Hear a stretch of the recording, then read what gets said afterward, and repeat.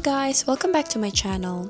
If you're new here, I'm Cherise, a Filipina living in a beautiful city of Sydney, Australia. And in today's vlog, we're doing one of my favorite things ever, cafe hopping. Sydney has so many cute spots for cafe, brunch, and dessert. But I really wanted to show you guys a mix of trending cafes, my personal favorites, and of course, some amazing Filipino cafes na sobrang nakaka-homesick but in the best way. If you're also a coffee lover or a cafe girly like me, or just curious about Sydney food scene, this vlog is going to be such a fun ride. So grab your coffee, sit back, and let's explore Sydney one sip at a time.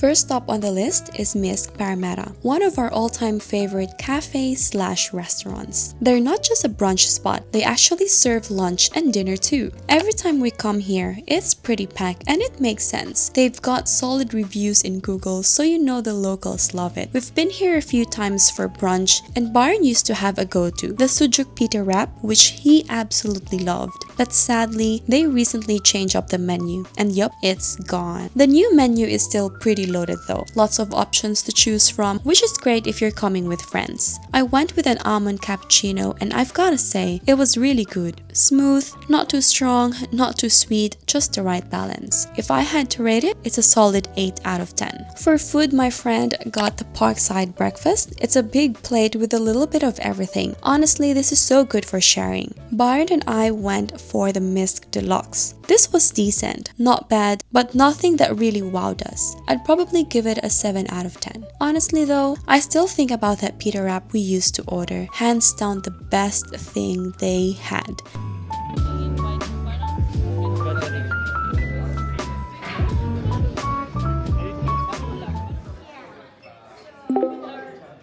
Next stop is the Greenknowe Café. I actually discovered this spot on TikTok while searching for Filipino cafes around Sydney. We went on a weekend and waited a little over 30 minutes for a table, which honestly isn't too bad considering the hype. It's super chill and casual, nothing too fancy, just a simple cafe setting. For drinks, I stuck with my usual an almond cappuccino. I'd rate it a 7 out of 10. I also got Byron their iced ube latte to try, and sadly that's where things went a bit downhill.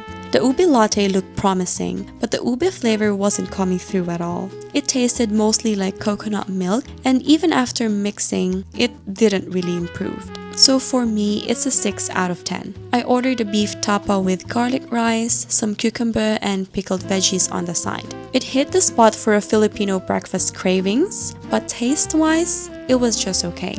The beef was a bit bland, so I'd give it a 7 out of 10. Byron got the pork tocino, or at least what was supposed to be a tocino. Honestly, we were a bit confused. I even thought they gave us the wrong order. It didn't look or taste like the tocino we're used to in the Philippines. It wasn't bad, just not the tocino that we expected. So while it was decent, it didn't quite hit that nostalgic note. It doesn't taste like authentic tocino, no. Does the pink one, is that like authentic? Yeah. Yeah, I expected tocino to be like that. And it was like a whole, was that pork belly? I think so. Yeah, parang whole siya na pork belly. It was fatty. It wasn't like super fatty. It wasn't. And I don't know, the marinade just tastes different, but it was good in general, just not the taste that I was expecting for a tocino.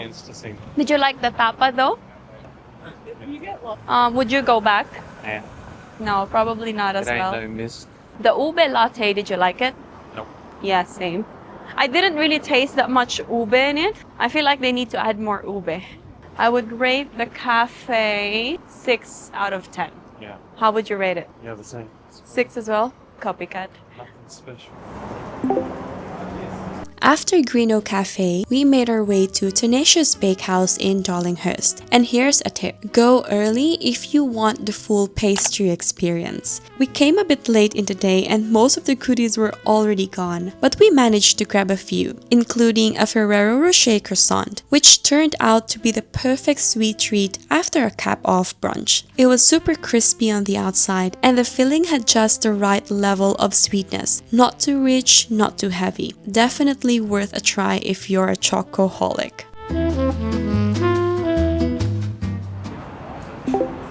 I'll out west, we stumbled upon this hidden gem of a bakery/sandwich spot. Their menu is huge. From sandwiches, burgers, toasties, to fresh baked pastries, they've got everything. Honestly, if I could try one of each, I totally would.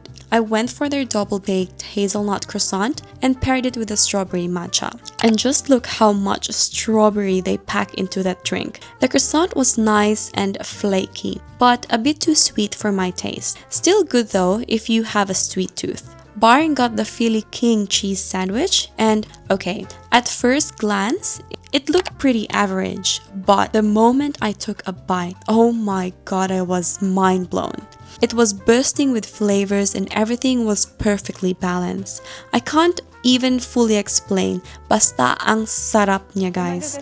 Definitely a 10 out of 10 for that sandwich. It's sarap. It's so flavorful, hey. And hindi siya nakakaumay. Nakakaumay siyang tignan, but hindi siya nakakaumay.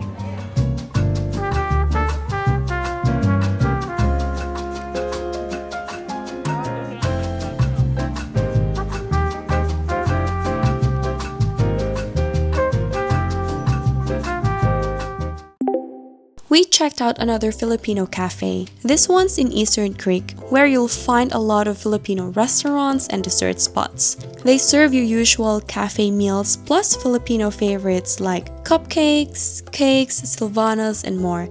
Basically all the sweet treats we grew up with. We actually visited this cafe before, probably around a year ago, and back then, we had a proper brunch and tried their massive ube ensaymada, which I've been craving ever since. But guess what? We came back today, wala na yung ube ensaymada.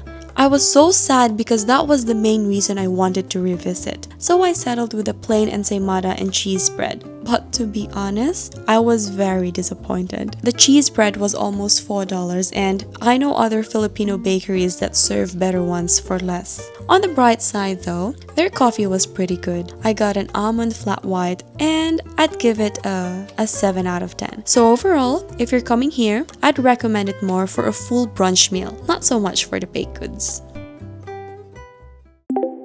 Here's another hidden gem in the West, the TNB Café. I actually discovered it on TikTok. With all the good reviews, I knew I just had to check it out myself. I ordered a large almond flat white, but honestly, it was a bit of meh. I'd give it a 6 out of 10. Now let's talk about the food. We got the chicken benedict and wow, this one was a showstopper. It came with a croissant, southern style fried chicken, and a sweet and spicy hollandaise sauce. This was an easy 10 out of 10 for me. The flavors were perfectly balanced and everything just worked together. I also tried their kimchi Reuben made with sourdough and their homemade beef brisket. It was good, but the kimchi was a bit too overpowering for my taste. So if you're planning to visit the TNB Cafe, do yourself a favor and get that chicken benedict. Was it? I think it was fine.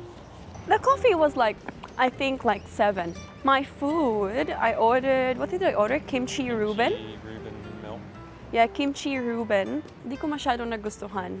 Mali lang siguro yung order ko, but Byron's food was really good. That was nice. What did you order? Chicken Benedict. Chicken benedict. Like eggs Benedict with, Yeah. with fried chicken. The sauce, the hollandaise sauce, spicy hollandaise sauce, that was really good.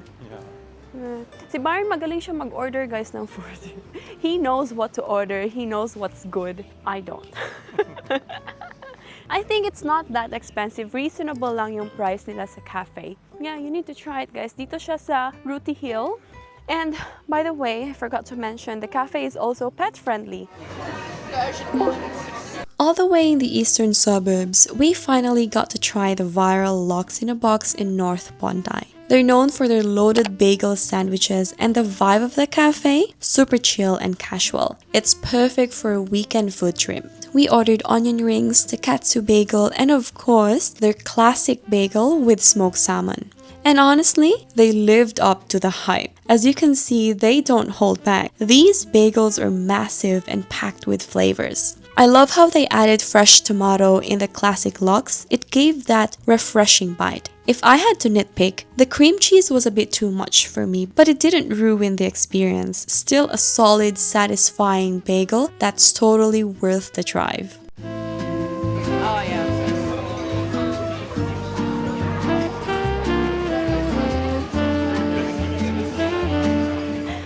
Guys, I didn't tell you, we're here at Bondi pala. And we stopped by Lux in a Box to have lunch. Matagal ko na kasi yung gustong i-try. And I think it was pretty good. What do you think of Lux in a Box? Yeah, it's very filling. It was $60 because there's a surcharge on weekends. Byron ordered katsu. I ordered a classic with salmon. And I think one bagel is how much, like 25 or 20. And then the onion rings was pretty good. How much was the onion rings? 11. Whenever you're in Bondi and you want some bagels, just go to Lux in a Box. Okay, now we're going to Harry's Bondi because I want to try their, I think that was a mango matcha. Before wrapping the day, of course we had to stop for a matcha fix, but this time with a little twist. We dropped by Harry's Bondi to try their viral mango matcha, which I've been seeing all over TikTok lately. Cheers. It's good. I can actually taste matcha. Unlike other places that you can't taste matcha. That's not good. You just don't like matcha, that's why. Guys, in fairness, masarap yung matcha nila. Do you like it? Nope. Pero hindi bet ni Byron kasi hindi din kasi bet ni Byron yung matcha in general. But I like it. I can actually taste the matcha, unlike any other cafe that you can just taste sugar. Remember when we had that strawberry matcha from the other cafe here? That was also shit. I can't taste matcha from that. I can only taste the strawberry jam. Pero ito, matcha talaga yung natataste ko, and to be honest, I can't taste the mango in it. But it's pretty expensive. This is $9. 9.5. Pretty expensive, but I think it's pretty worth it. And that wraps up our cafe adventure around Sydney. From hidden gems in the west to viral spots in Bondi, it's safe to say this city never runs out of new places to explore and flavors to try. My personal favorites are definitely the Chicken Benedict from TNB Café. It's so worth the hype. And of course the bagels from Lux in the Box. It's massive and packed with flavors. Some places were a hit, while others didn't quite meet the expectations. But that's all part of the fun, right? If you're a fellow foodie or just looking for new cafe spots to try in Sydney, I hope this gave you some ideas for your next brunch date or solo cafe run. Don't forget to like, subscribe, and comment if you have enjoyed this video. And let me know which cafe should I try next. Thanks for spending the day with me, and I'll see you on the next vlog. Bye! Appalachian sunrise meets my skin. Even with my eyes still closed, I can feel it coming in. Golden, golden, I'll follow only golden.